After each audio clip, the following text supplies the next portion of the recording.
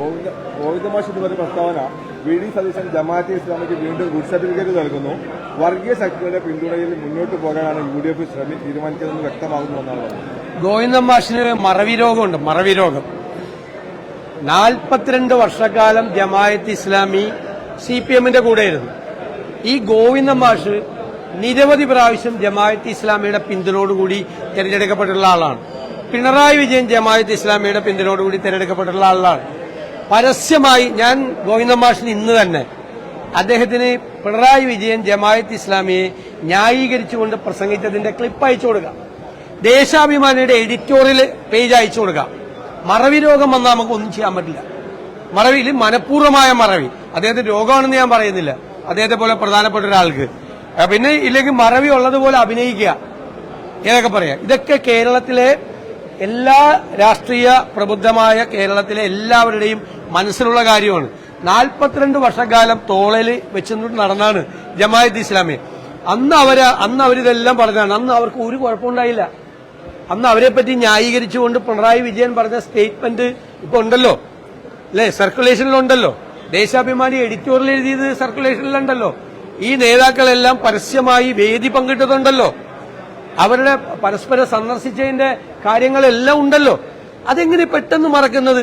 ഞങ്ങൾക്ക് അവർ പുറത്തു നിന്നൊരു പിന്തുണ പ്രഖ്യാപിച്ചപ്പോ അതെങ്ങനെ പെട്ടെന്ന് അവർ വർഗീയവാദികളാവുന്നത്? അതേവരെ 42 കൊല്ലക്കാലം മതേതരവാദികളായിരുന്നു അവർ, ഇപ്പൊ വർഗീയവാദികൾ. അതുപോലെ ലീഗിനെ കുറ്റപ്പെടുത്തുക. ലീഗിന് തീവ്രവാദം പോരാ, അല്ലെങ്കിൽ ലീഗിന് തീവ്രവാദം ഇല്ല. ബാബറി മസ്ജിദ് പൊളിച്ചു കഴിഞ്ഞപ്പോൾ എല്ലായിടത്തും ഉണ്ടായ സംഘർഷം പോലെ ഇവിടെ വർഗീയ സംഘടന ഉണ്ടായില്ല. അത് ശിഹാബ് തങ്ങളാണ് അത് തടുത്തു നിർത്തിയത് എന്ന് പറഞ്ഞ് ലീഗുമായി പിണങ്ങിപ്പോയ ആളുകളെ, അതായത് ലീഗ് തീവ്രവാദ സ്വഭാവം കാണിച്ചില്ല എന്ന് പറഞ്ഞ് ലീഗുമായി പിണങ്ങിപ്പോയ ആളുകളെ എടുത്ത് കക്ഷത്തിൽ വെച്ചിട്ടാണ് ഇവര് നമ്മളെ വർഗീയത പഠിപ്പിക്കാൻ വന്നത്. ഇങ്ങോട്ട് വർഗീയത പഠിപ്പിക്കാൻ പറഞ്ഞത് ഇരട്ടത്താപ്പാണ്. CPMന് ഇരട്ടത്താപ്പാണ്. പാർലമെന്റ് വരെ ന്യൂനപക്ഷ പ്രീണനം, പാർലമെന്റ് കഴിഞ്ഞപ്പോൾ ഭൂരിപക്ഷ പ്രീണനം ഇപ്പൊ രണ്ടു കൂട്ടരും ഇല്ലാതായി. ഇപ്പൊ മൊത്തം കൺഫ്യൂഷനാണ്.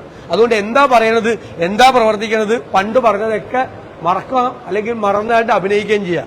പക്ഷെ മറ്റൊന്നുകൂടി പറയുന്നുണ്ട്, വികസനം ചർച്ച ചെയ്യാൻ പ്രതിപക്ഷത്തിന് ഭയമാണ്, UDF കാണുന്നത് മലർപ്പിടിക്കാരന്റെ സ്വപ്നമാണെന്നാണ് തോന്നുന്നത്. അല്ല, അതൊക്കെ അവർക്ക് പറയാം. ഇപ്പം ഞങ്ങൾ 100 സീറ്റിലധികം വന്ന് ജയിക്കുമെന്ന് പറയുമ്പോൾ അത് ജയിക്കുമെന്ന് ഗോവിന്ദ മാഷെ പോലെ ഒരാൾക്ക് അംഗീകരിക്കാൻ പറ്റുമോ? മാഷ്ക്ക് പിണറായി വിജയൻ പറഞ്ഞ പോലെ ഒരു 110 ആക്കാം.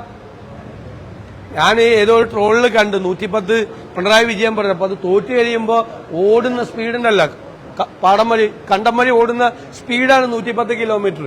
അവർ ജയിക്കുമെന്ന് അവർ പറഞ്ഞോട്ടെ. പിന്നെ ഞങ്ങൾ വികസനം അല്ലാതെ ഞങ്ങൾ എന്താ പറഞ്ഞത്? ഞങ്ങൾ എന്താണ് പുതുയുഗ യാത്ര എന്ന് പറഞ്ഞാൽ കേരളത്തിന്റെ ചരിത്രത്തിൽ ആദ്യമായി കേരളത്തിന്റെ ഭാവിയെക്കുറിച്ചും കേരളത്തിലെ പുത്തൻ പദ്ധതികളെക്കുറിച്ചും ചർച്ച ചെയ്യുന്ന, അത് 30 ദിവസം കഴിയുമ്പോൾ അത് മനസ്സിലായിക്കോളും അദ്ദേഹത്തിന് എന്തെങ്കിലും കുറവ്.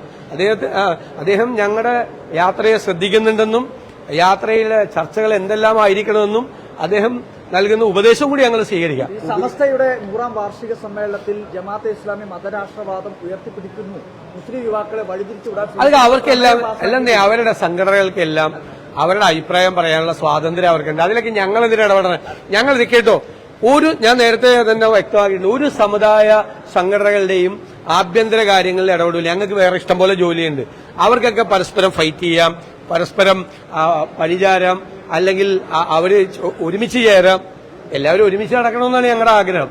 തമ്മിൽ യുദ്ധം ചെയ്യുന്നത് അതൊക്കെ ഓരോരുത്തരുടെ ഇഷ്ടം. അതിലൊക്കെ കയറി അഭിപ്രായം പറയേണ്ട ആളല്ല രാഷ്ട്രീയ നേതാക്കൾ എല്ലാവരും. പ്രതിപക്ഷ നേതാവിന്റെ ജോലി അതുമല്ല.